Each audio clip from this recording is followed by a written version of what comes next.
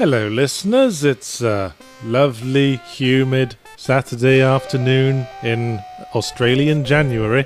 So humid. I'm Yahtzee Croshaw, and you're listening to the Sierra Presents Masterpiece Theatre. I'm Pudgy Elder God Chub Niggurath. It's Space Quest 3, actually.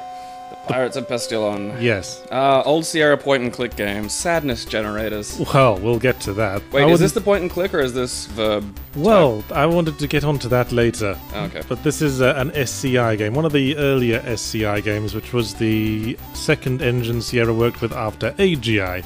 AGI was what they made the really low-res stuff like Space Quest 2 and King's Quest 1 with. Yeah, they're... Where everyone's like rectangular bricks. Yeah, it looks like an advanced Atari 2600. This is getting better.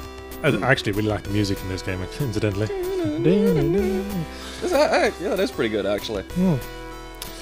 Reminds me of Quantum Leap for some reason. I always quite liked the music in Space Quest. I think there's something to be said for back before you could have any orchestrated music. I think that forced creativity. Well, this is a point I've often made, is that video game music was often much more melodious in retro times. Yeah. Because they had to have memorable melodies. Now, Mega Man 1, that game has some great music. as I was saying, this is the SCI engine, which got all the way up to 320 by 200 graphics. Whoa, crazy. Hope it never stops. Did you even have a monitor capable of that kind of majesty? I did want to say, actually, there's something really, really wrong about watching a 320 by 200 game on a 60-inch TV, full screen. I don't know. I think it holds up. Like I was playing through this, I felt like the text font was trying to kill me. That's just a Sierra game. The text font is trying to kill you. Now, this game is Space Quest 3 and picks up after Space Quest 2 left off. Space Quest 2 ended pretty much exactly the same way Flashback ended, with our hero in an escape pod, drifting in unknown space. It's a fairly safe way to end any sci-fi, really. I think it's a pretty natural conclusion, because sci-fi is all about the wonder of exploration, and this ending is all like, the adventure continues sort of approach. If you're adrift in an escape pod, the adventure can continue in pretty much any way. Yeah, I mean, James Bond films tended to end in a similar way, where he'd be in an escape vehicle with his latest hottie. Yes. And basically, James Bond porking a hottie is the equivalent of hypersleep in science fiction. It's just the state they're in when the camera goes off them. My penis is going to be in suspended animation. Yes, at the end of Space Quest 2, Roger Wilco, who actually wasn't called that at the time, you could choose your own name in Space Quest 2, but if you just pressed enter without entering anything, it would default to Roger Wilco. So now he's just Roger Wilco. Yeah. At the end of Space Quest 2, you destroyed the evil fortress of the Evil Voe Hall. And you put yourself into hypersleep, and now you've drifted into an unknown region of space, and your pod's been picked up by an automated garbage freighter. Graphics like this were a big deal back in '89. Whoa, space adventures, excitement. Well, it is 16 colours still, like the AGI games were, but there's much more of the... What do you call that when they alternate different colours to try to simulate a third colour? Shading? I don't know. I'm not an artist. I don't know shit. There is a special word for it. Last person you should be asking is me. I will look that up. Yeah. But you know what I mean? The console games didn't... That was the big split at the time between console games and PC games, was the PC games would have these big sort of shots like that. The kind of cartoon, moments.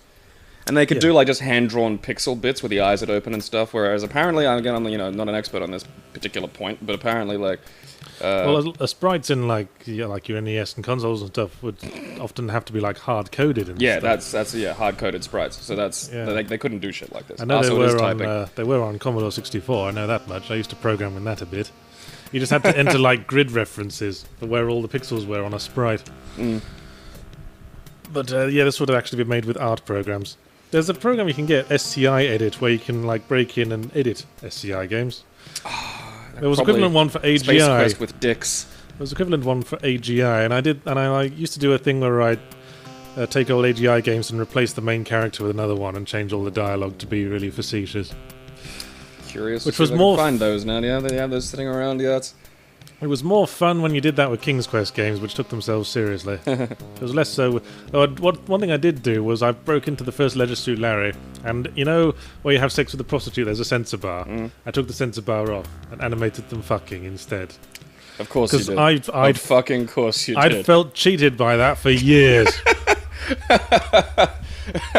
That's how you can tell Yahtzee's a creative soul. As most other people would have just found a way to see boobs. Not Yahtzee Croshaw. I'm gonna create boobs. I used to draw my own pictures of tits and jerk off to them when I was a kid.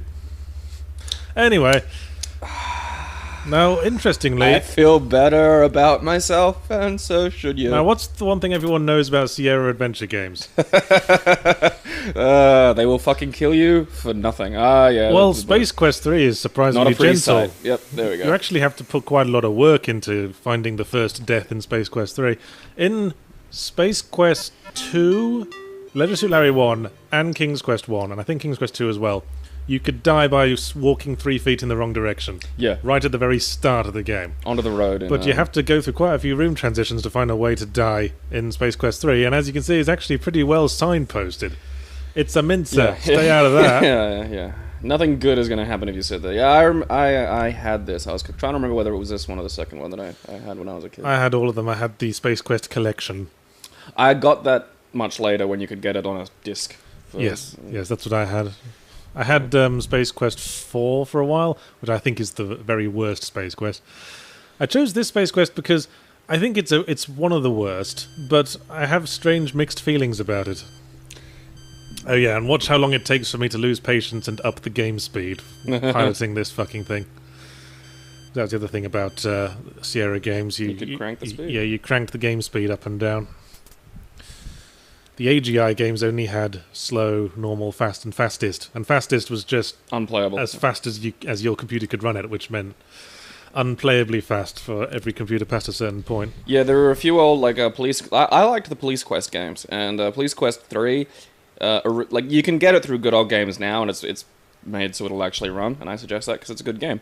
But in the old days where you were downloading it as abandonware on any computer that wasn't like a 386, the little arcade driving sequences would go batshit. Cranked up that speed. Whoa, yeah, now we're space adventuring.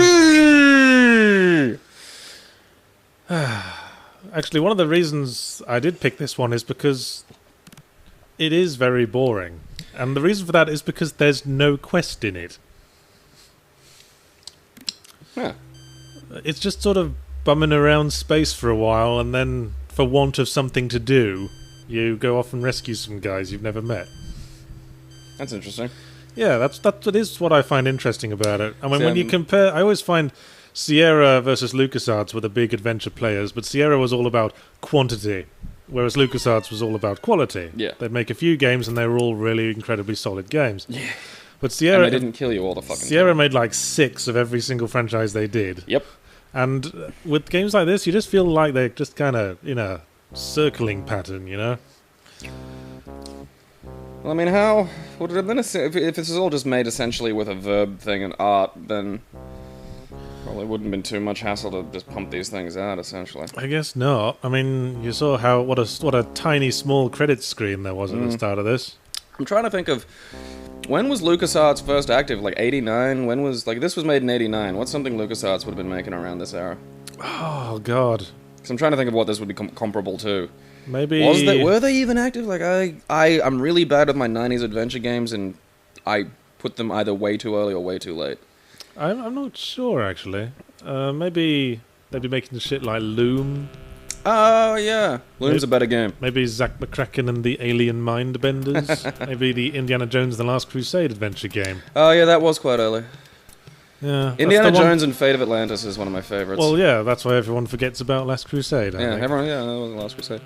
I remember I was playing Indiana Jones. Indiana Jones Last Crusade had the unenviable task of recreating an action film as an adventure game. Yeah, arcade sequences. Kind of hard to do. But, I should probably explain what we're doing here. We're yeah. trying to escape from the junk freighter. We need to find a ship that's in enough working order that we can escape in it. Yeah, see, that's not signposted remarkably well. No, well, I guess it's implied, you know. You're trapped in this thing, therefore get out of this thing.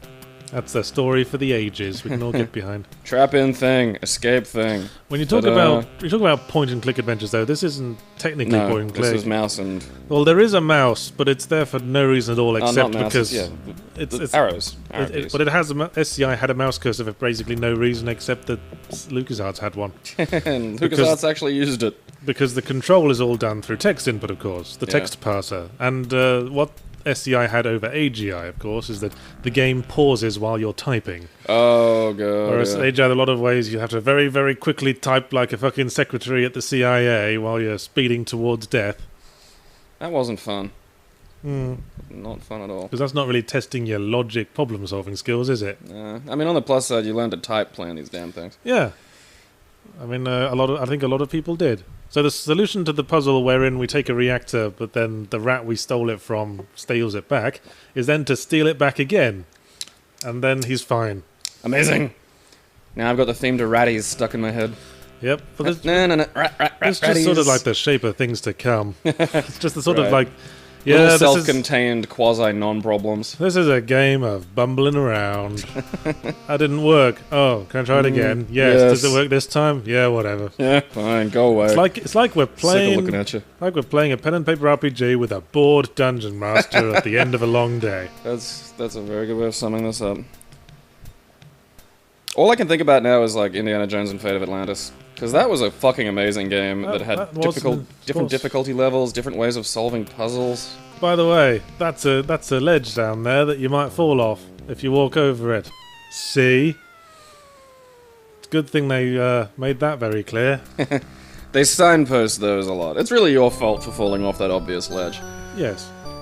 Another thing about these games is they could be kind of like traumatic. Yeah, no, the old Sierra games would just kill you all the time for no fucking reason. Like, that wasn't a reason. But, you know, they'll kill you in a kind of jovial way, but they'll also show a really heart-stoppingly gory image of it happening. There are some later that really boggle the mind. Yeah, no. I mean, when you look at, you know, the fuss people make about violent games these days...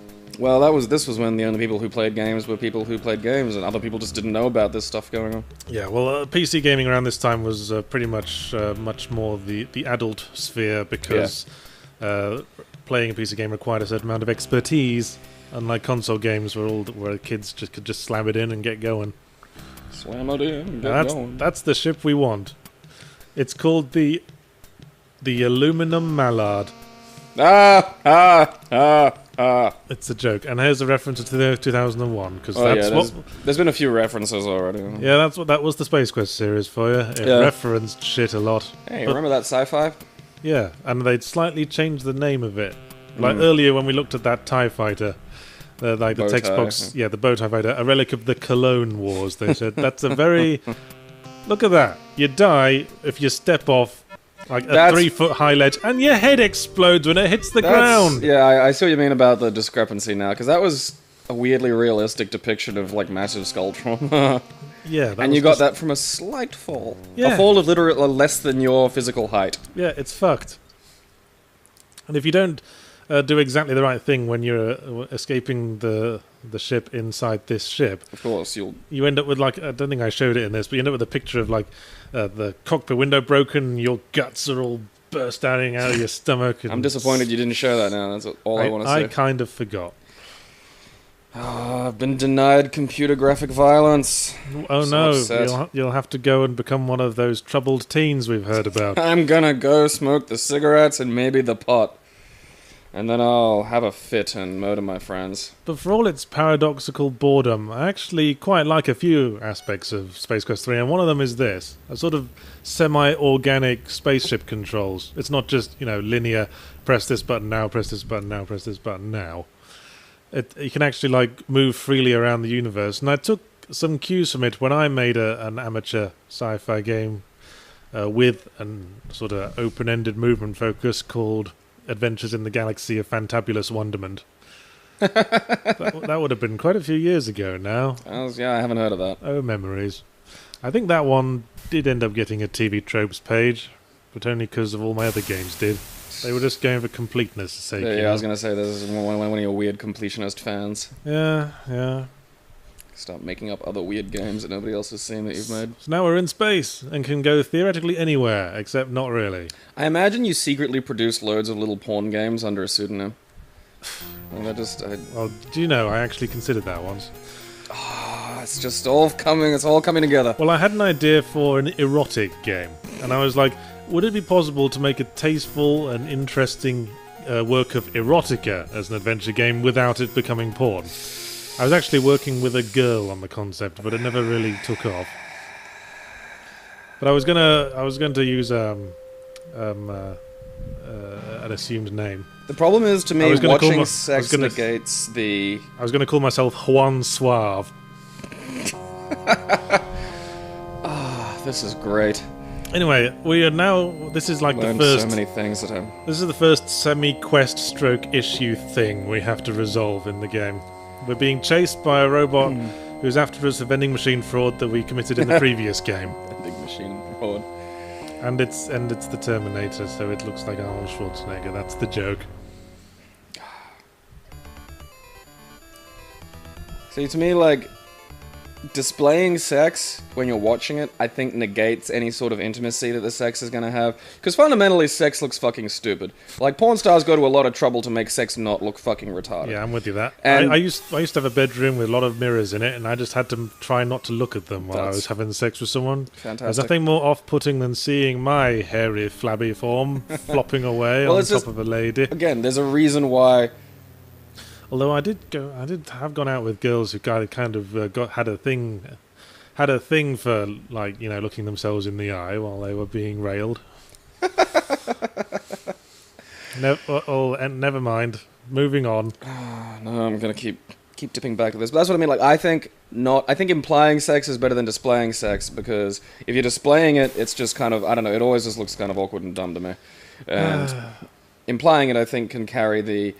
Well, this is why there's the value of it. This is why a big market for erotica rather than porn, because erotica is basically a tastefully lit depiction of sex as we all kind of wish it would look like.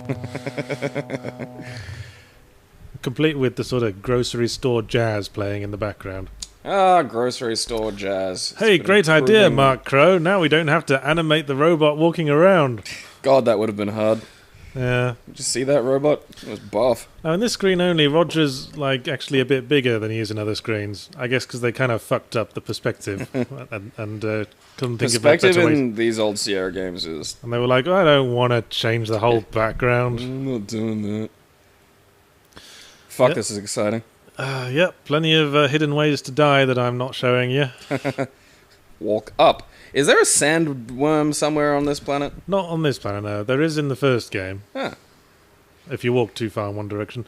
Actually, on this planet, there is a giant snake that eats you if you walk too far in one direction. Does it look like the snake from Beetlejuice? Might have done. Well, it doesn't burst out of the ground, it's just sitting there. Yeah, I'll go back now, you hear? Alien scum. Haha, did you see that? He said one thing and thought another. What a conflicted character. I'm sure he'll be the sort of Falstaff of this narrative. He's space racist! Now, actually, I didn't know about this until I replayed this game, but I noticed, like, they make a point of saying how cute the animal in this case is, so I thought, yeah, they obviously want us to open this case now, don't they? And then they're going to kill me for it, aren't they? Yep, thought as much. It's you dancing. Only an idiot will get near one, like you!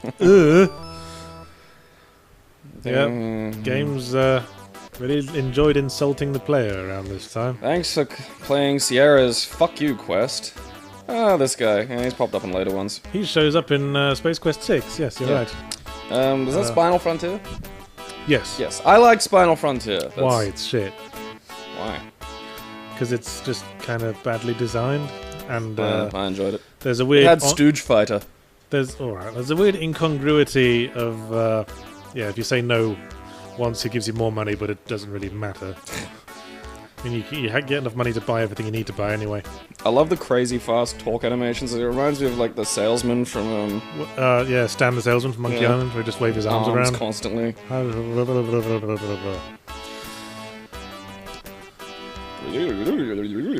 Yeah, you might as well just buy everything he shows you. Fuck yeah, of course, it's an adventure game. You don't not pick shit up. I think that's the only one that has any use. The underpants. I remember Space Quest 6, you get a fish skeleton at the start of it, and you don't use it until the very end, and it's literally the game winning item. That was the joke. And every now and again, you'd think you'd lost it, but then a character would go, "Hey, you forgot your fish." Don't forget your fish! I wonder if that's going to come in handy later. Space Quest 6 had a weird incongruity of sometimes it had really good writing, and sometimes it had incredibly bad writing. I do love the idea that their version of the Vulcan neck pinch was to grab someone and whisper lines from Tango and Cash into their ear. Yes. That is just one of my favorite fucking things in the world. So now we have a robot who is apparently not terribly into his job. Labionian Terror Beast mating call whistle. Yes. Vaginas. And so after this text box, he basically just says, you know what, I'm just kind of bored today, so if you can get back to your ship, I'll just forget I saw you. So that's really the solution to this puzzle? Well, no, because obviously there's no way to get back to your ship in time. Ah. You can try. In fact, I will try. But spoiler alert, it doesn't work out terribly well. No, run!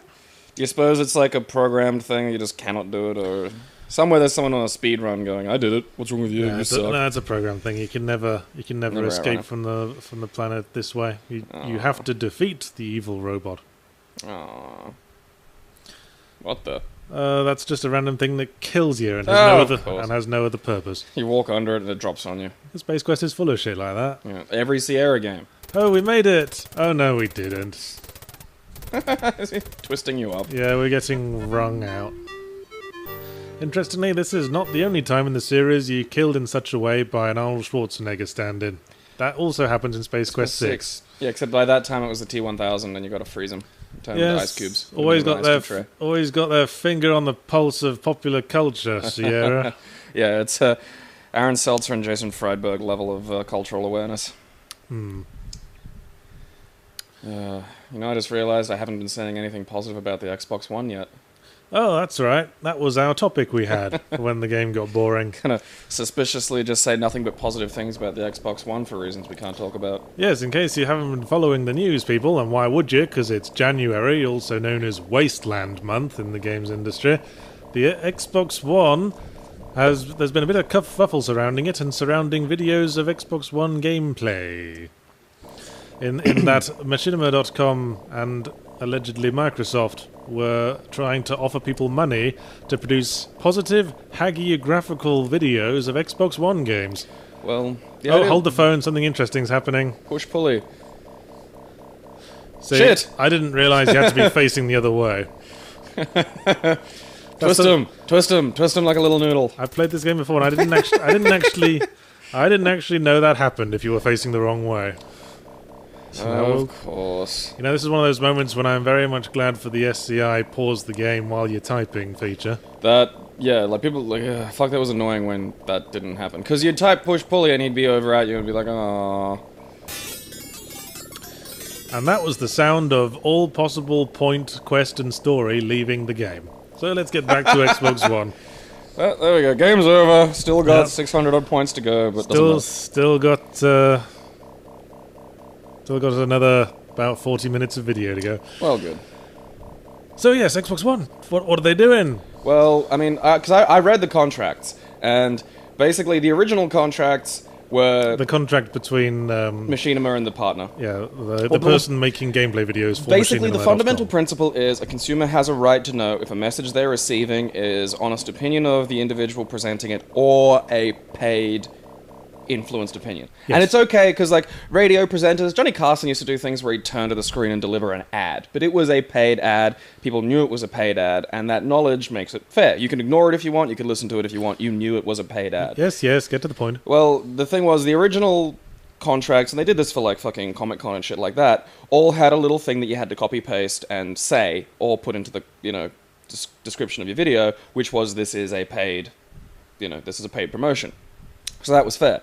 The new one for the Xbox One just uses this tag, which is like XBM13 or something along those lines.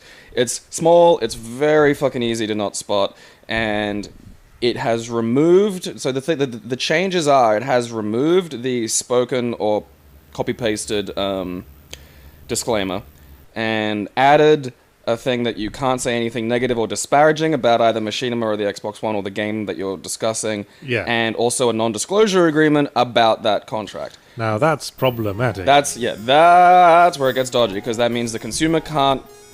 You know, they're really making it... They're obfuscating the fucking point, like the...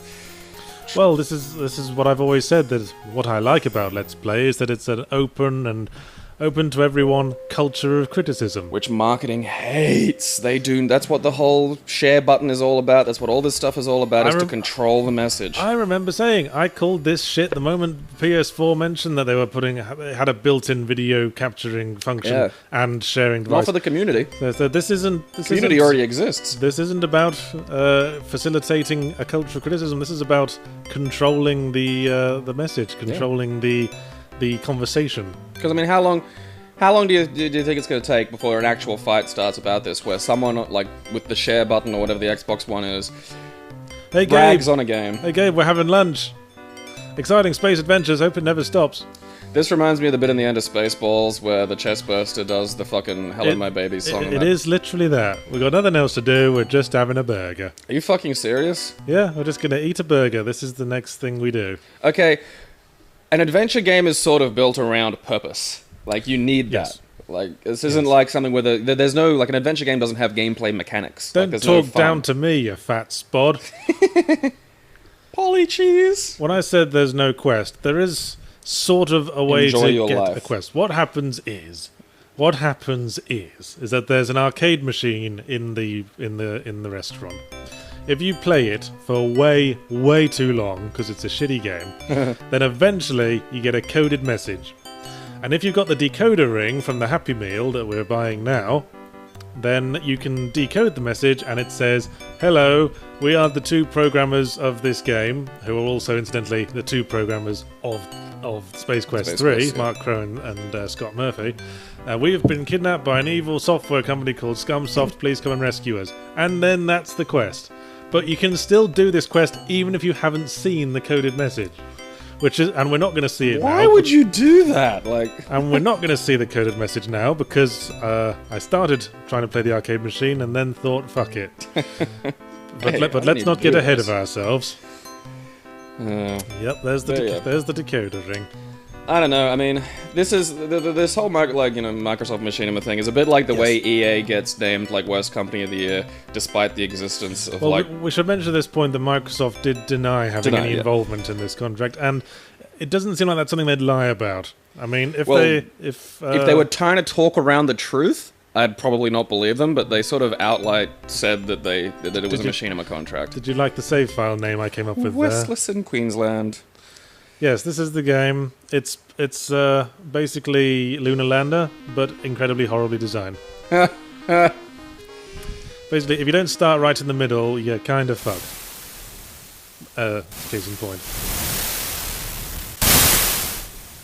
Yeah, I was... Fuck that. Yeah, exactly. You have to play that for I don't know how long. Like, it seemed like 10 minutes. Because, okay, here's the thing. How would you ever deduce or... Well, that's not a dictionary I'd want, then. Never mind, carry on. Oh, yeah, this is like, how would you ever figure out that that's where you're supposed to get your quest from? You can't. I mean, I never knew playing this game first. I just went like, oh, here's a planet where stuff's happening. I guess I'm going along with this now. So this is why I stopped playing this one. I went on to, like, Space Quest 5. I still say Space Quest 4 is worse, though. And see, my problem is I know I'm blurring Space Quests. Like, they're all sort of fusing into one guy. So I can't remember which bits are from what fucking game. Well, Space Quest 5 is, for me, hands down the best. Which one's 5? What happened in 5? In Space Quest 5, you join the Academy and become a captain. Yes, okay, that's the one that I'm thinking of. Yes. Although I'm sure there are bits that I'm fucking mixing around. Because that too had sort of organic galactic exploration and also sort of an element of menu-based management space management game. Space management. While also having the adventure game. It's like EVE Online. It's a job that you play. Exactly. That's why I want to get my dad into it, because I honestly believe he would absolutely love being a space miner. Like, he would just... The idea that there's loads of other people and it's all, like, sort of real, that's still, like, that's sci-fi to him. He'd love that. I've been meaning to ask, is your dad that guy in that steroid advert I keep seeing on Facebook? The man with the incredibly ripped chest and massive full beard.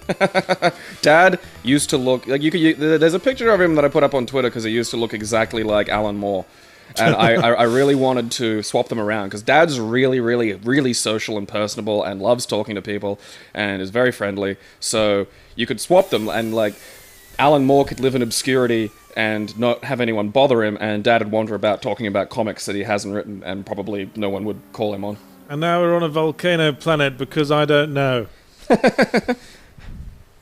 So yeah, aside from Machinima being dick sacks. They are dick sacks. Yeah. And, well, I mean, again, like, this isn't like the end of the fucking world. EA is not the worst company in the world. They just got shitty customer service. Or customer relations, I probably should say.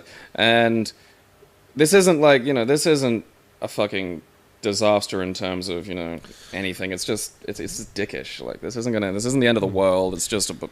Well, you know, it's just another transgression that we're just going to accept, and then they'll just go even further with the next one. Well, this is our life now. Just be aware of it and, you know, ignore it, I think. I suppose. But it's, you know, it's worrying how little respect. Fuck you, game. Underpants is a word. Yeah. If I'd said pants, I could understand your confusion. But I said underpants. I was being especially specific. What was I talking about? How little respect. Oh yes, how little respect gaming journalism gets as a field. And I know your feelings about the word game journalism. Like, the culture of games writing, let's say, game reviewing. Well, no, I'll qualify my problem See, look at that picture, fucking hell. That's pretty grim. Yeah. I'll qualify my problem with games journalism as, it's not that...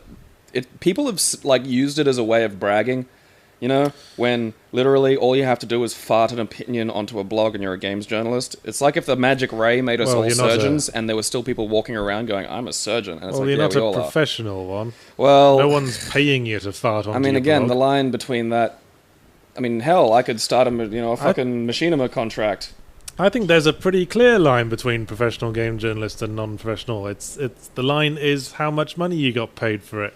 Well, yeah, but again, you don't have to apply for anything. Like, I mean, any idiot could sign up for that fucking Machinima thing. Here's some more sterling puzzle design. How do we get past these guys? You know, like, journalism used to be there used to be a much more significant professional barrier between what was and what isn't a journalist. And it was a big thing that happened like 6 years ago, fucking 8 years ago now, when the blogs first started cropping up in traditional sort of journalism. You know, this was back when Life magazine was still a thing.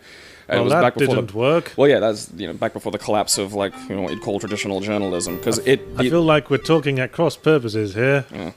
I studied journalism for 2 years, so this is... I'm trying to express what a dumb puzzle this is.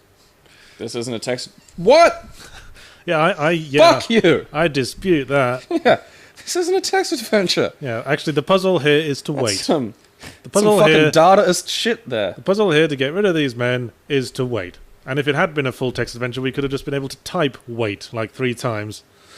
That's... I know what you're thinking. Upping the game speed wouldn't have reduced the amount of time you have to wait. That was the weird thing about these games. Well, then, again, how do you... It's one of those ones where, when you see a scene in a game like this, you don't expect time to be real. Like, none of these games have, like, a real-time thing. So when a wait is a... Now, if we'd seen the coded message, that text would have been different. Ah. It would have said, that's the thing we have to deactivate. I'm going to assume you knew what that message said. I don't know. Well, we just don't know. Yep. So in the context of the game, we have just seen a thing and decided we're going to blow it up for larks.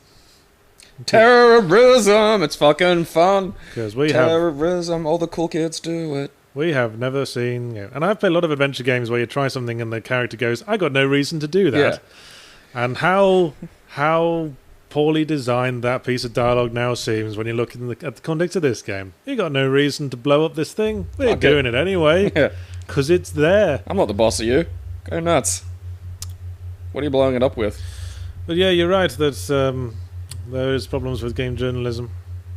I mean, this kind of things publishers get away with when trying to control games journalism would get fucking get a film crucified producer, anywhere else. would get a film company, getting them run out of town on a rail. I think it's the industry of gaming and the art of gaming have always been so closely intertwined that. Well, not in more recent years. No, well, I mean that's the thing. It's only just now starting to get to the point where any person can pick up a thing and actually make and produce a game and put it into a place where it can get published. And that's the thing. That's another message that changes if you've seen the message. It just says, "Dope, someone's going to be angry about this." I don't know who, but for some reason I don't like a bunch of them. people.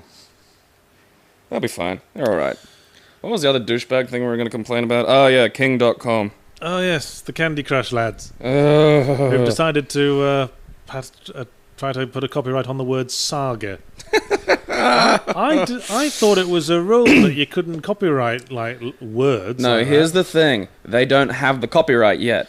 No, and they're going around acting like they do and sending out loads of legal threats, which is copyright trolling, and I fucking hate that. Well, the thing is, you don't actually have to apply the copyright. You just have to put a C copyright at the end of it, and then the year. And then it's basically considered protected in the eyes of the law.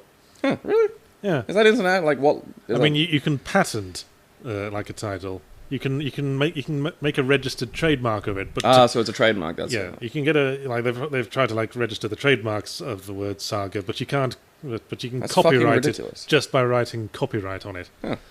As long as credited, that will hold up in a court of law. That's ridiculous. No, it makes sense. No, well, I mean, just for something like saga. Well, yeah, trying to trademark the word fucking saga. That's ridiculous. That's fucking ridiculous. Yeah, it's a word in common parlance. I mean, even Candy is fucking pushing it.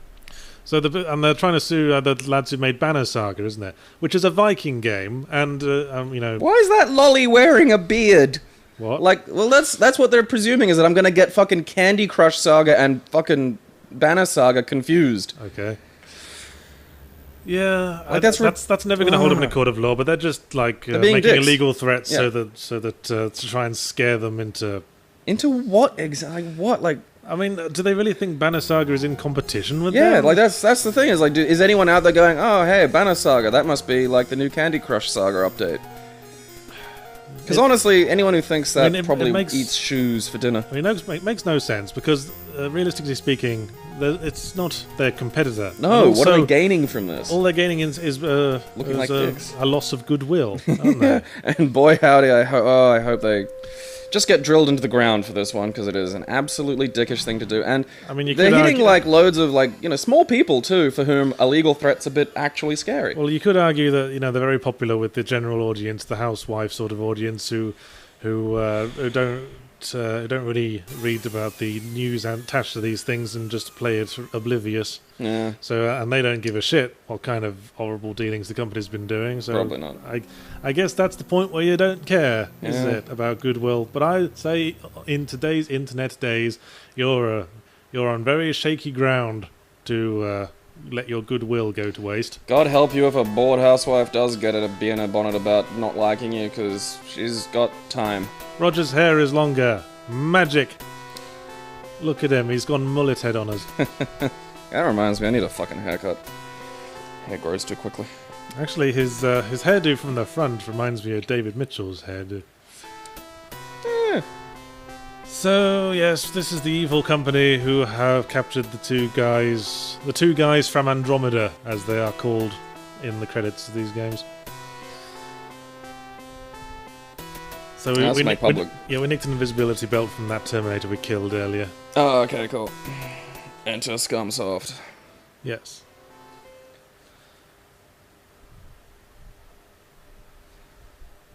Not. Yes, we're just done. We were just so tense at that sequence of getting past the guards. Cinematic, man. Yeah. Fucking cinematic. Yeah, crazy. I don't know. I mean, it is perplexing. It's like walking over and just kicking a baby. It's like the baby's not in competition with you for anything. I don't understand what you hope to gain from this. Well, maybe he's got some candy that you want to crush. Baby Crush Saga. See how well that works. And what bugs me is, while that bullshit's going on. If you looked in the list of, like, mobile app games that just use, like, photoshopped Mario Kart pictures and shit like that, or just use other people's fucking property constantly, and, nothing ever fucking happens, nobody gives a shit, because you have to be fucking 8 ways dense to be that confused. Well, who cares about people nicking Nintendo's assets? They can afford it. So now we've just gone to a whole different art style for a second here. Cool.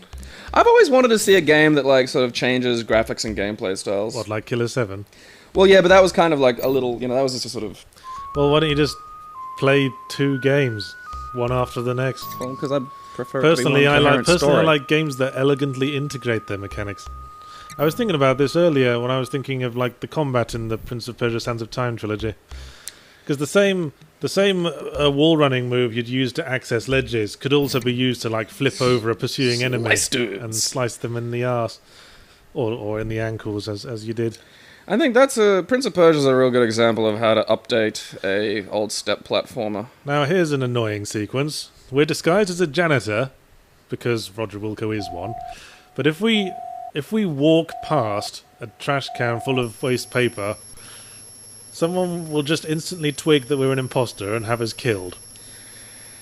So it's a stupid arcadey kind of maze sequence? Sort of, yeah. But they're really vindictive about what constitutes ignoring a trash can, as you can see. Maybe I was just, like, off to get a cup of tea before I started vaporizing. Maybe I'll start at the top and working my way back. That way, I wouldn't have to retrace my steps with a bunch of trash. Like, why would you carry the trash all the way to the distant one, only to have to walk back with it? Maybe it's just because everyone knows what the usual janitor looks like.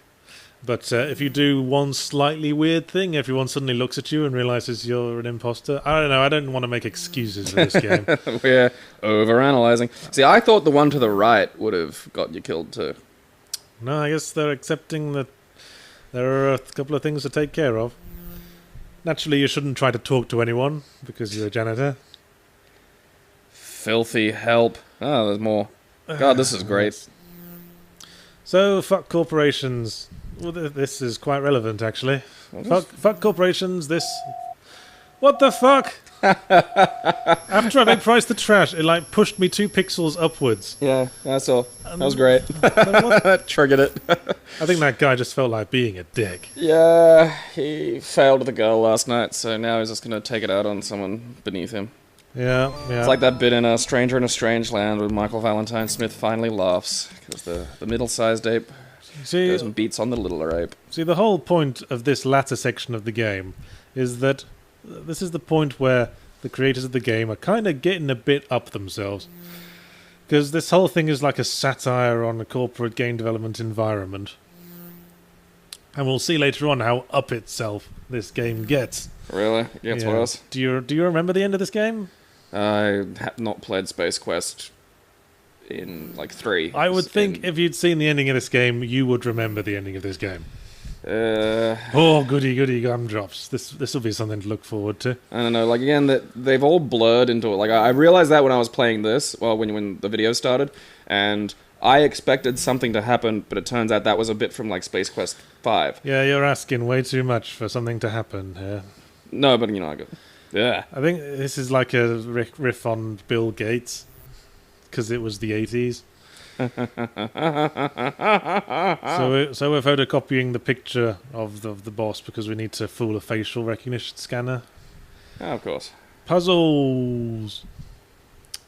They're what adventure games are about. For someone who hates singing, you seem to fall back on that a lot. It's easy. It's an easy way of making just noise that people understand as jokes.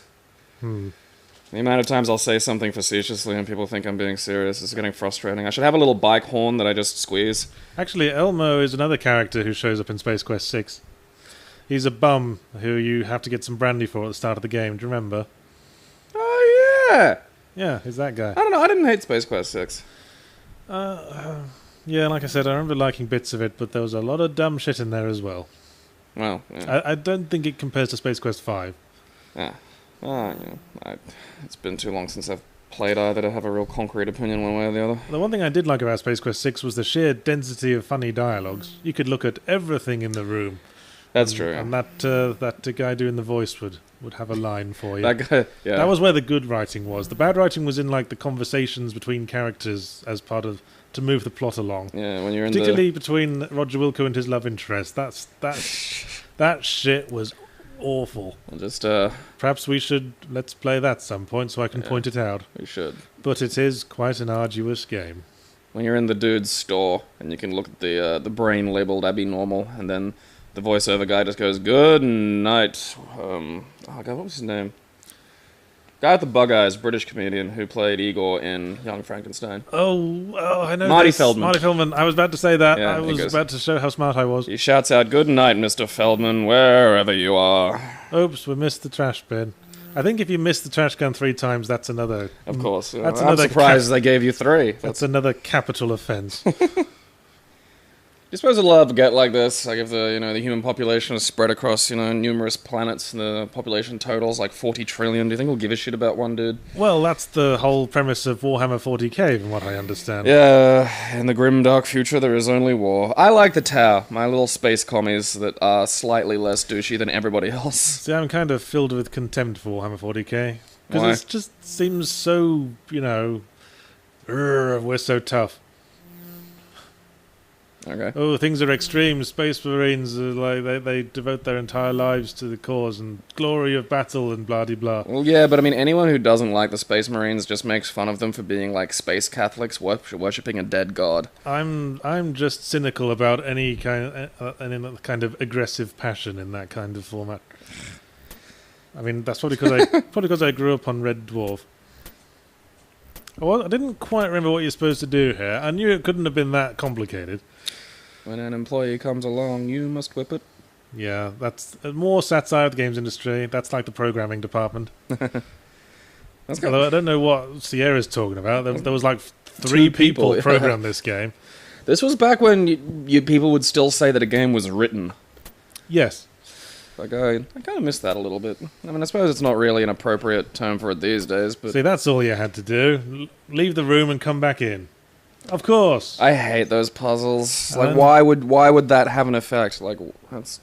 I don't know. Well, it would have effect in the real world. He might have gone off for a piss. Yeah.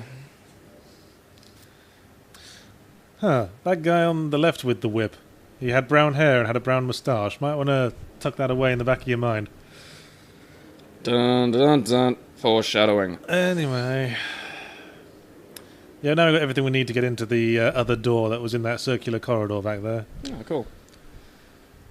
That circular corridor is horrible. Yeah, the whole vibe of this game, I get, is we're kind of a little bit overworked and slightly bitter about our lives. let's just we're obligated to make a game. Let's just hammer something out. It's okay. I'm guessing you're going. I fucking hate these doors. Yeah, I was gonna. Yeah, there we go. There we go. Brain-taxing puzzle there. Almost. In previous Space Quest games, they were really, really uppity about what phrasing they would accept. Because that was just being dicks. Like that, there wasn't any reason for that, but to artificially extend the puzzle. I remember Space Quest 1 in particular was bad like that. You had to press a button on a panel that opened the cargo bay doors in Space Quest 1, and the only command it would accept was something like press open bay doors button. Not press button. No, that wasn't enough. Never mind, there was only one button on the fucking panel. Yeah, it was like the fucking Hitchhiker's Guide adventure game that you had to type look in a room 3 times and it would tell you several times, nah, there's nothing in here. So I seem to remember to extend the bridge you type press button, but I couldn't find like anything to look at that would reveal that there was a button there. Nothing in this says there's a button. No. Well, it says an array of buttons adorns each door, so I guess you're just supposed to assume. Oh, there we go. That's great. So that reminds me of that Halloween Harry, or not the Halloween Harry, the Hugo's Who Done It, where you just had to walk down. You keep making that mistake, don't you? I remember you making it before. Hey, it's the 2 guys from Andromeda. Mark Crow and Scott Murphy. They're responsible for this shit. They have inserted themselves into their own game because they have small egos. Stop coughing. I just swallowed a whole giant cockroach. Yeah, watch out for those. I love Brisbane cockroaches because foreigners don't understand, like particularly like British people particularly, because it's cold, so you don't get cockroaches in England unless, you know, your house is filthy as fuck and you really harbour them. Yeah, Whereas here, you can get, like, these fucking hand-sized fucking flying monstrosities really easily. I remember talking to someone who was confused about that you didn't see many cockroaches in Britain. I never saw one in Britain until I came here. But because they'd listened to the song Common People by Pulp, which contains the line... what's the line? Still, you'll never get it right, because when you're laying there at night watching roaches climb the wall, you can phone your dad and he'll stop it all. But, I think Pulp songs are a great way of getting cultural information about the world. But they were confused about that, because you don't really see roaches in Britain. No, well, again, it's cold. Whereas here, again, you're doing well to not have them ever in your house. Anyway, they fly, they're fucking big. Anyway, we've been captured by Bill Gates, and he's... And what he's going to do, he's going to force us to fight him in a giant robot arena. Because... This looks like it's going to be way less fun than it should be. Well, we know how much we all love those mandatory arcade sequences in adventure games, don't we? Punch, M key to block. Oh, I bet this is going to be really responsive. This will be like... This will be Street Fighter 3 Third Strike grade fight. Yeah, this is really fucking fiddly. Ah, they're called the Nukem Duke robots. You see, it's not Rock'em Sock'em robots. Yeah.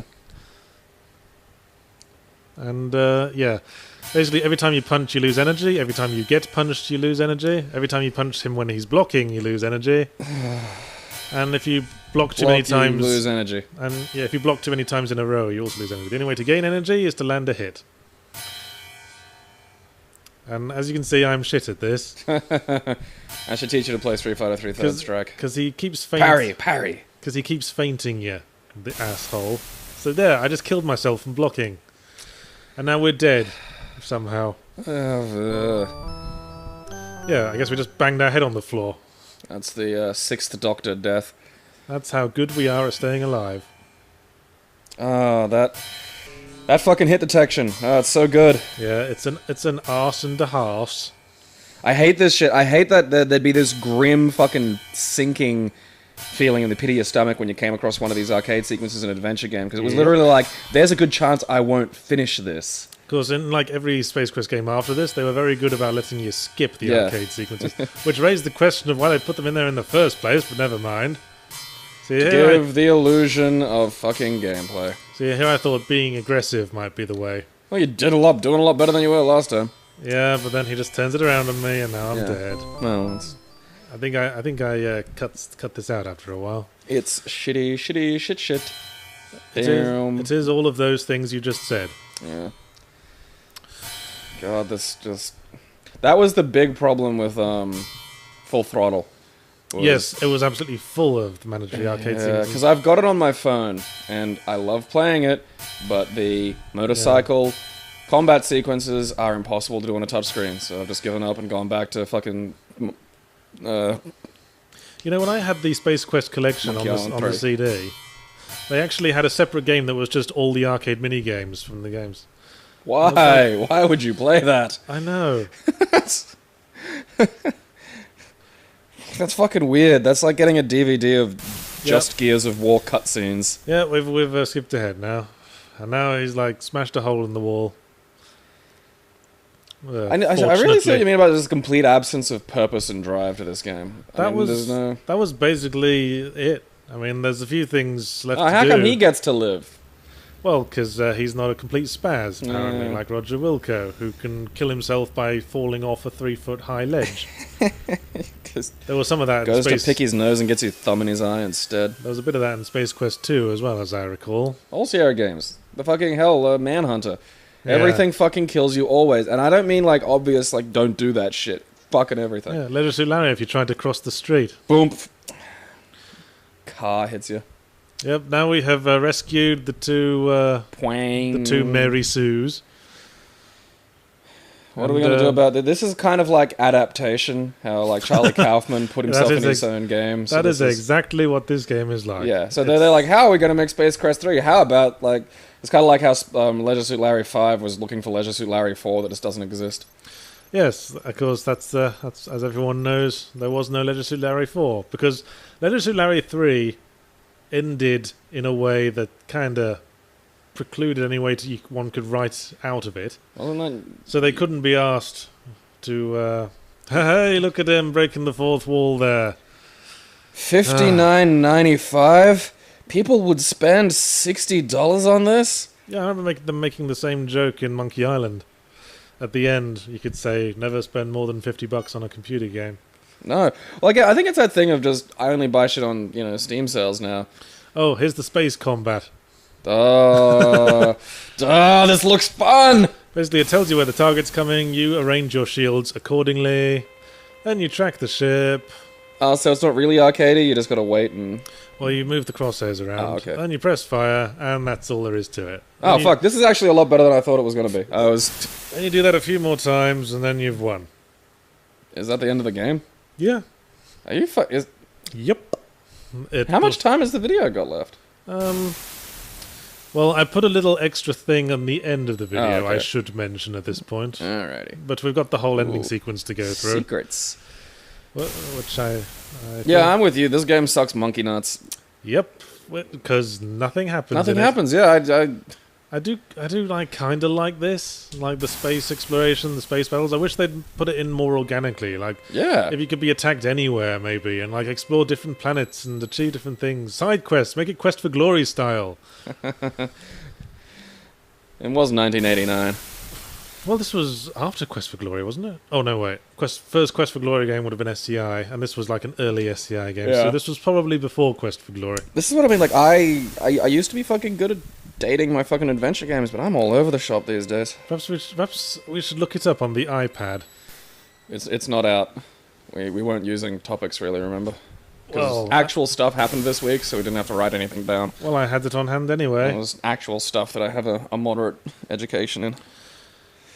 Yeah, this. It serves to study marketing and media at uni if you have an elective, because it's a good way of it's an interesting way of finding out like the attitudes that marketing has toward human beings, because it's fucking disturbing. Not a great one. No, it's weird. There are cool hunters. There are people literally paid to go to concerts and draw people. Well, it's fucking insane. The thing is, you can't really ascribe this to evil.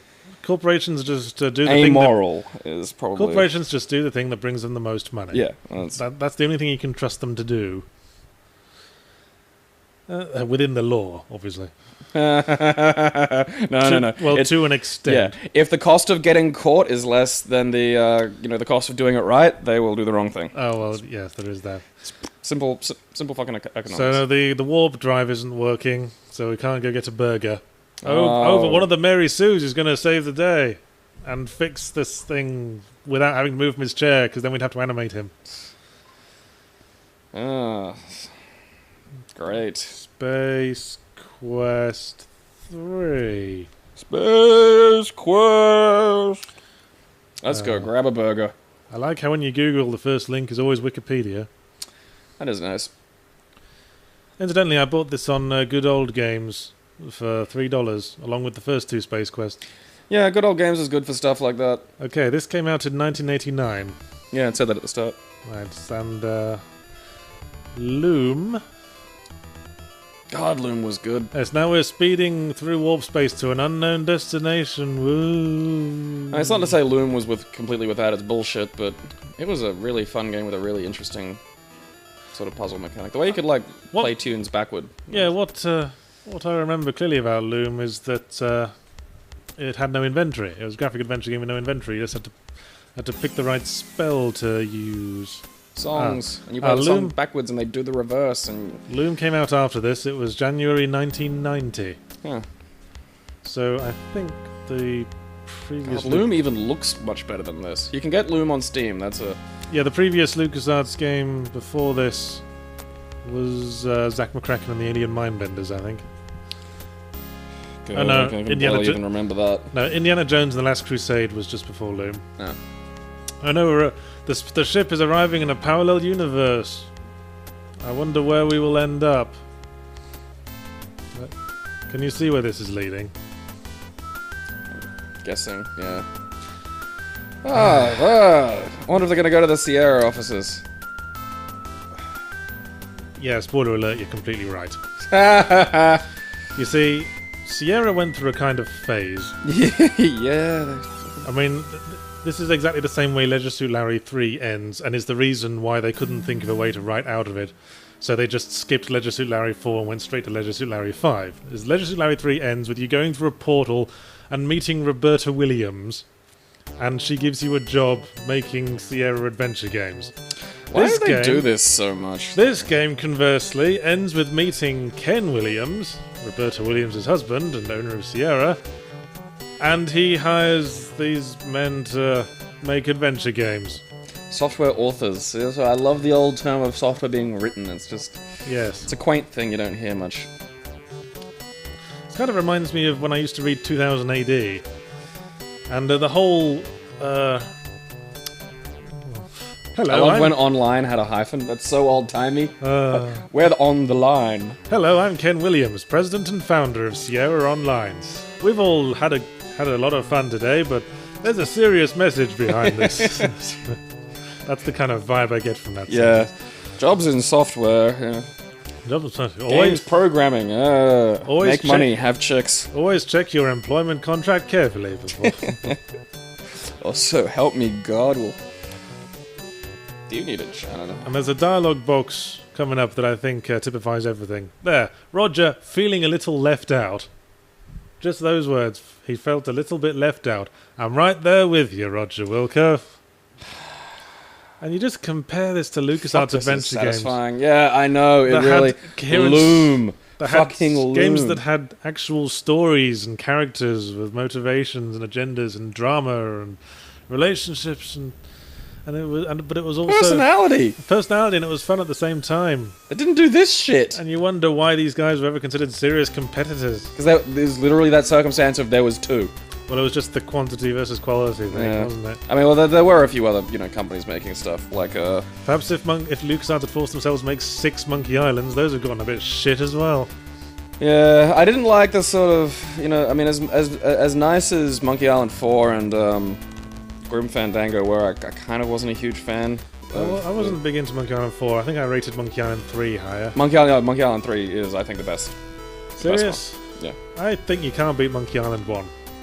The thing about Monkey Island 1 is that there's a whole bunch of rooms in that game that you go to and there's nothing in there. And that's what made me think of when I was playing Broken Age and a lot of new adventure games, is that everything's so streamlined. Purposeful, yeah. There's just like this one place that only has one purpose. There's no characters just in there for fun. Well, I mean, my problem with the modern ones and the modern Telltale adventure games is there's just click. Yeah. Like a fucking drinking bird could finish these games. Like, that's not okay. Like, in the old one, you had to think, am I pushing, am I doing? And they could make little tricks with that. Like, yeah, like... had to put your mouth on a balloon and shit like that. Yes. And there was that business in Monkey Island 1 where you had to push a rock onto a little seesaw device to make another rock fly up. And you had to, like, push and pull the device a certain number of ways before it would be in the right position. That's what. Now it's just click and it just automatically does what it has to do, which really reduces the fucking puzzles. It's dull. I fucking. Surprised they didn't put their wives into this sodding game. They've probably specifically asked not to be embarrassed in such a way. $60. The things we used to spend money on. Well, I mean, don't get me wrong, it's worth it. If you go on to good old games, a lot of these things, when they're on the sale especially, are kind of worth it. Oh, here's what I put on the end. Me playing Astro Chicken and hoping to get the code screen so I could at least demonstrate it. But I wasn't going to put this in the middle of the video, fuck that. Because obviously there were more exciting adventures we could be watching. Okay, so you bounce off of it if you hit it too hard. Yep. And I'm guessing that this is finicky as shit. Bacock. Batcock. Bacock, exclaimed Astro Chicken. God, I'd be proud of this game too. Who wouldn't be? This is pretty awful. I'm annoyed you didn't put this in the middle. We should have been discussing this. This is actually far more. This has explosions. Fucking things happen. Yeah. Space Quest 3 is just depressingly bad. Because now I'm going back in my head, I was like, I love Sierra adventure games. It's like, wait. Wait, did you? Did I? Did you really? Or was it just because it was literally the only game I had on my PC at the time? It was just like, I'll play game. Good question. The game, it's my favorite because it fucking exists.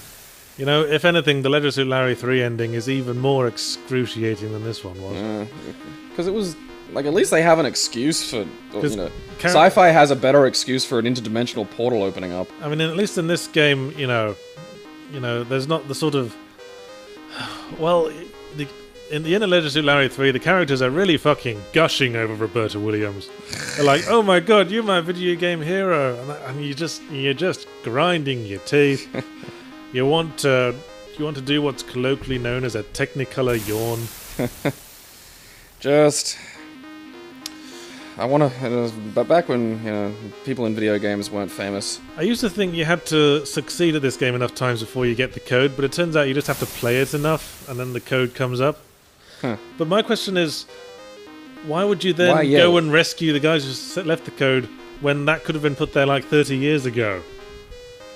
This could be like that's the least of the problems of this game's story and drive. Well, yes, but you know, there is precious little plot to go on, and this is a massive hole in that plot. What drives me insane is these games have one thing. One fucking job. It's like opening a book and there just being a picture of a middle finger. And it's even in the title. Yeah. Quest. There should be a quest in it. Yeah. If you do nothing else, put a quest in there. Because that was the thing. Console games had gameplay because they were like hard programmed, small, and arcadey. These had story because there is no fucking gameplay. And no, this and the robot fucking fight do not count. Yes. Story. That was the neat thing. That was the twin fucking pillars of gaming in this era. There was the gameplay side, and then there were the people who were working on story and narrative. And then after a while, they fucking converged. It was amazing. Well, that's the history of gaming, isn't it? Yeah. I mean, it starts with the consoles on the one side, which is local multiplayer focused, quick arcadey experiences. The offspring of the arcade gameplay, arcade games. And then there was the PC gaming, which was catered more to, you know, the older, more intellectual crowd who had a patience for the kind of things you needed, the kind of hoops you had to jump through to do PC gaming. Because there was less programming. You could just draw a thing and, you know... Yeah, and in this case, that they had more thoughtful games, more story-focused, RPGs, text adventures, and strategy games. All you needed was art and an idea. And because of memory shortage, it tended to be the case that you could either have an in-depth story or in-depth gameplay, but you couldn't really do both. And then games have just been sort of moving to meet each other halfway ever since. So the consoles started embracing online multiplayer, which I think history will prove to be a mistake. I mean, it's weird now you can sit down with a console and go, "Oh, we can't play this together." Because that really used to be what it's for. Because, I mean, to this day, still playing local multiplayer on a PC is not an easy... Yeah, I mean, the console, like, local multiplayer was where they shine. That's what the Wii used, and the Wii has always, like, gone for. And that's what made the big successes with the non-hardcore crowd. Honestly, coming home from the bar with the other bar staff and playing... with just 3 bottles of gin and playing Wii Sports until 5 in the morning was fun. I actually really loved the WarioWare games for like social settings. Yeah, because they're just bite-sized. There's chunks so small, so brief. I had a memorably enjoyable evening with a copy of WarioWare Smooth Moves on the Wii and a bottle of tequila and a bunch of mates. It's fun. Like, the Wii was made for just drunk.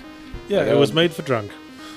That should have been... There's their fucking ad campaign. Yeah. Wii, made for drunk. Here's a Wiimote fucking shot glass. They came up with peripherals for everything else. Yeah. Might as well just put a big old whiskey dispenser that you could slot the controller into. Imagine that. Like, you put it's a thing you put a bottle into, and it will... if you win, you get your fucking shot.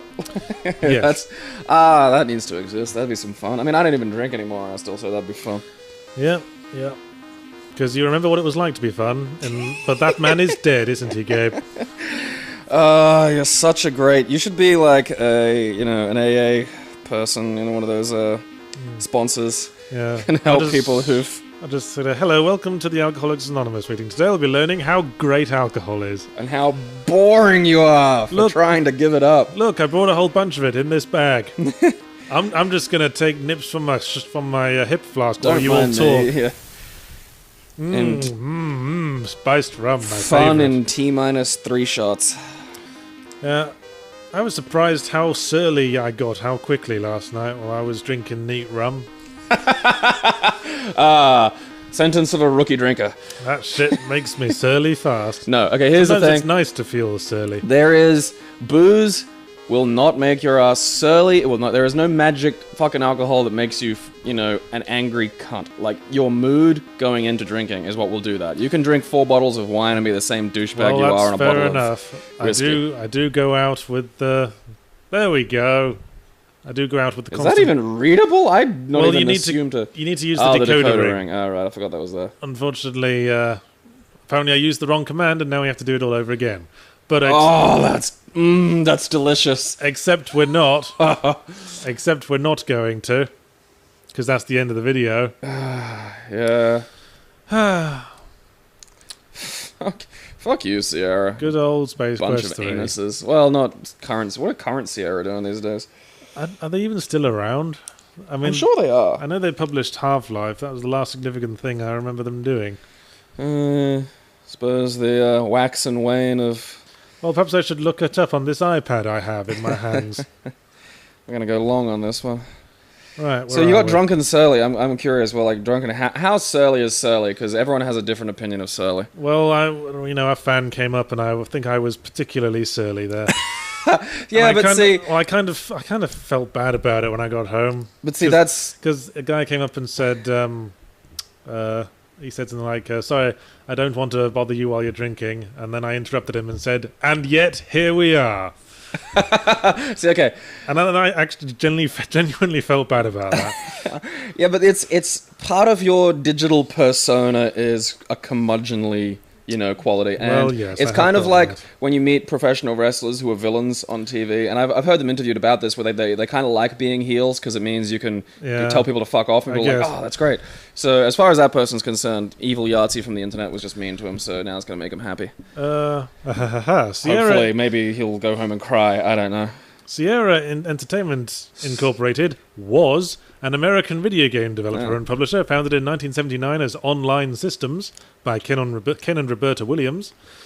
Blah blah blah blah blah blah blah blah. Published a lot of things. Because Yahtzee's really mean to people in real life. It's great to watch. I have to sit there and go, Yahtzee, be nice to the person sometimes. Oh, they merged with Activision. Well, there they go. I think that's kind of like merging with the Blob. Yeah. Oh, actually, their parent company was Vivendi Universal Games. Yeah. And Vivendi merged with Activision to form Activision Blizzard. So Sierra's part of that fucking labyrinthine. That Cthulhian monstrosity. Like, it doesn't really, what does it matter what fucking name you put on shit once you're part of that fucking homogenous blob? Who cares? It's terrifying. But if you're listening, man, I was surly too last night. Of course he's listening. I guess I regret that. But, now you'll know not to do it again. This is why, Yahtzee goes to the bar that he's, quasi-famous for having something to do with and yells at people for saying nice things to him. It's part of the experience, man. Fair enough. Good night, everybody. Toodaloo. An enviable task of recreating an action film as an adventure game. Yeah, arcade sequences. Kind of hard to do. But, I should probably explain what we're doing here. We're trying to escape from the junk freighter. We need to find a ship that's in enough working order that we can escape in it. Yeah, see, that's not signposted remarkably well. Nah, well, I guess it's implied, You're trapped in this thing, therefore get out of this thing. That's a story for the ages. We can all get behind. Trap in thing, escape thing. When you talk about point and click adventures, though, this isn't technically point and click. This is mouse and. Well, there is a mouse, but it's there for no reason at all, except not mouse, because it's arrows. But it has SCI had a mouse cursor for basically no reason except that LucasArts had one. And LucasArts actually used it because the control is all done through text input, of course, the text parser, and what SCI had over AGI, of course, is that the game pauses while you're typing. Oh, God. Whereas AGI, in a lot of ways, you have to very, very quickly type like a fucking secretary at the CIA while you're speeding towards death. That wasn't fun. Not fun at all. Because that's not really testing your logic problem-solving skills, is it? I mean, on the plus side, you learn to type playing these damn things. Yeah. I mean, I think a lot of people did. So the solution to the puzzle wherein we take a reactor, but then the rat we stole it from steals it back, is then to steal it back again. And then he's fine. Amazing. Now I've got the theme to Ratties stuck in my head. Yep. But no. It's just sort of like the shape of things to come. It's just the sort of Yeah, little self-contained quasi-non-problems. This is a game of bumbling around. That didn't work. Oh, can I try it again? Yes. Does it work this time? Yeah, whatever. Yeah, fine, go away. It's like we're playing. Sick of looking at you. Like we're playing a pen and paper RPG with a bored dungeon master at the end of a long day. That's a very good way of summing this up. All I can think about now is like Indiana Jones and Fate of Atlantis, because that was a fucking amazing game that had different difficulty levels, different ways of solving puzzles. By the way, that's a ledge down there that you might fall off if you walk over it. See? It's a good thing they made that very clear. They signpost those a lot.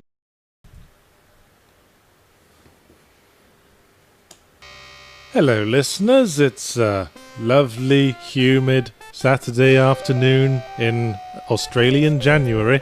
So humid. I'm Yahtzee Croshaw, and you're listening to the Sierra Presents Masterpiece Theatre. I'm Pudgy Elder God Chub Niggurath. It's Space Quest 3, actually. The Pirates of Pestillon. Yes. Old Sierra point-and-click games. Sadness generators. Well, we'll get to that. Wait, is this the point-and-click or is this verb? Well, I wanted to get onto that later. Okay. But this is an SCI game, one of the earlier SCI games, which was the second engine Sierra worked with after AGI. AGI was what they made the really low-res stuff like Space Quest 2 and King's Quest 1 with. Yeah, they're... Where everyone's like rectangular bricks. Yeah, it looks like an advanced Atari 2600. This is getting better. I actually really like the music in this game, incidentally. Yeah, that's pretty good, actually. Reminds me of Quantum Leap for some reason. I always quite liked the music in Space Quest.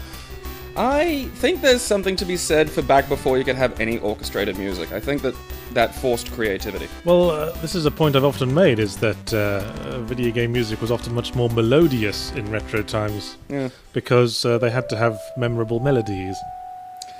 Now, Mega Man 1, that game has some great music. As I was saying, this is the SCI engine, which got all the way up to 320 by 200 graphics. Whoa, crazy. Hope it never stops. Did you even have a monitor capable of that kind of majesty? I did want to say, actually, there's something really, really wrong about watching a 320 by 200 game on a 60-inch TV, full screen. I don't know. I think it holds up. Like I was playing through this, I felt like the text font was trying to kill me. That's just a Sierra game. The text font is trying to kill you. Now, this game is Space Quest 3 and picks up after Space Quest 2 left off. Space Quest 2 ended pretty much exactly the same way Flashback ended, with our hero in an escape pod, drifting in unknown space. It's a fairly safe way to end any sci-fi, really. I think it's a pretty natural... I liked the Police Quest games, and Police Quest 3, like, you can get it through good old games now, and it's made so it'll actually run, and I suggest that because it's a good game. But in the old days where you were, downloading it as abandonware, on any computer that wasn't like a 386, the little arcade driving sequences would go batshit. Cranked up that speed. Whoa, yeah, now we're space adventuring. Actually, one of the reasons I did pick this one is because it is very boring. And the reason for that is because there's no quest in it. Yeah. It's just sort of bumming around space for a while, and then, for want of something to do, you go off and rescue some guys you've never met. That's interesting. Yeah, that is what I find interesting about it. I mean, when you compare... I always find Sierra versus LucasArts were the big adventure players, but Sierra was all about quantity, whereas LucasArts was all about quality. Yeah. They'd make a few games, and they were all really incredibly solid games. Yeah. But Sierra... And they didn't kill you all the fucking Sierra time. made like 6 of every single franchise they did. Yep. And with games like this, you just feel like they're just kind of, circling pattern, Well, I mean, how... Would it have been if this is all just made essentially with a verb thing and art, then... Probably wouldn't have been too much hassle to just pump these things out, essentially. I guess not. I mean, you saw what a tiny, small credit screen there was at the start of this. I'm trying to think of... When was LucasArts first active? Like 89? When was... Like, this was made in 89. What's something LucasArts would have been making around this era? Oh, God. Because I'm trying to think of what this would be comparable to. Maybe... Were they even active? Like, I'm really bad with my 90s adventure games, and I put them either way too early or way too late. I'm not sure, actually. Maybe they'd be making shit like Loom. Oh, yeah. Loon's a better game. Maybe Zack McCracken and the Alien Mindbenders. Maybe the Indiana Jones and the Last Crusade adventure game. Oh, yeah, that was quite early. Yeah, Indiana Jones and Fate of Atlantis is one of my favorites. Well, yeah, that's why everyone forgets about Last Crusade. I think. Everyone, that was the Last Crusade. I remember I was playing Indiana Jones. Indiana Jones Last Crusade had the unleashes. Curious. Which was more. Find those now. Yeah, they have those sitting around. Yeah, it was more fun when you did that with King's Quest games, which took themselves seriously. It was less so. One thing I did do was I broke into the first Leisure Suit Larry, and you know where you have sex with a prostitute, there's a censor bar. I took the censor bar off and animated them fucking instead. Of course you did. I'd fucking course you did. I'd felt cheated by that for years. That's how you can tell Yahtzee's a creative soul. Is most other people would have just found a way to see boobs. Not Yahtzee Croshaw. I'm gonna create boobs. I used to draw my own pictures of tits and jerk off to them when I was a kid. Anyway. Now, interestingly... I feel better about myself, and so should you. Now, what's the one thing everyone knows about Sierra adventure games? They will fucking kill you for nothing. Yeah. Well, Space Quest 3 is surprisingly gentle. Sight. Yep, there we go. You actually have to put quite a lot of work into finding the first death in Space Quest 3. In Space Quest 2, Leisure Suit Larry 1, and King's Quest 1, and I think King's Quest 2 as well, you could die by walking 3 feet in the wrong direction. Yeah. Right at the very start of the game. Onto the road. But you have to go through quite a few room transitions to find a way to die in Space Quest 3, and as you can see, it's actually pretty well signposted. It's a mincer. Yeah. Stay out of that. Yeah. Nothing good is going to happen if you sit there. Yeah, I had this. I was trying to remember whether it was this one or the second one that I had when I was a kid. I had all of them. I had the Space Quest collection. I got that much later when you could get it on a disc. Yes, that's what I had. I had Space Quest 4 for a while, which I think is the very worst Space Quest. I chose this Space Quest because I think it's one of the worst, but I have strange mixed feelings about it. Oh yeah, and watch how long it takes for me to lose patience and up the game speed piloting this fucking thing. That was the other thing about Sierra games. You could crank the speed. Yeah, you cranked the game speed up and down.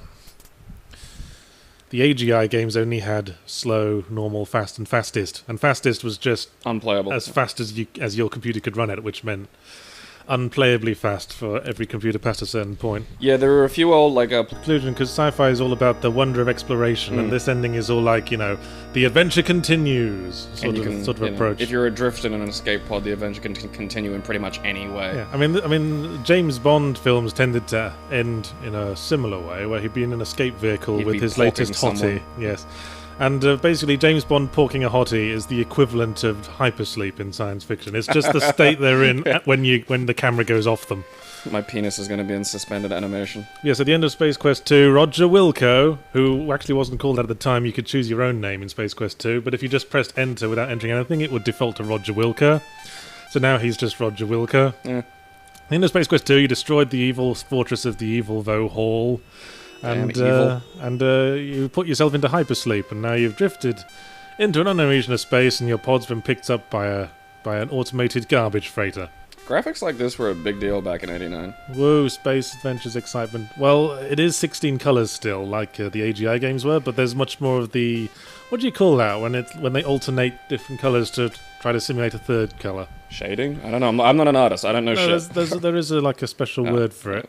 Last person you should be asking is me. I will look that up. Yeah. But yeah, what I mean. The console games didn't. That was the big split at the time between console games and PC games. Was the PC games would have these big, sort of shots like that. The kind of cartoon, moments. And they could do just hand-drawn pixel bits where the eyes would open and stuff. Whereas apparently, again, I'm not an expert on this particular point, but apparently sprites in like your NES and consoles and stuff would often have to be hard coded. And stuff. that's hard coded sprites. So they couldn't do shit like this. I know they were on Commodore 64. I know that much. I used to program in that a bit. You just had to enter grid references for where all the pixels were on a sprite. But this would have actually been made with art programs. There's a program you can get, SCI Edit, where you can break in and edit SCI games. There was equivalent one for AGI. Space Quest with dicks. There was equivalent one for AGI, and I used to do a thing where I'd take old AGI games and replace the main character with another one and change all the dialogue to be really facetious.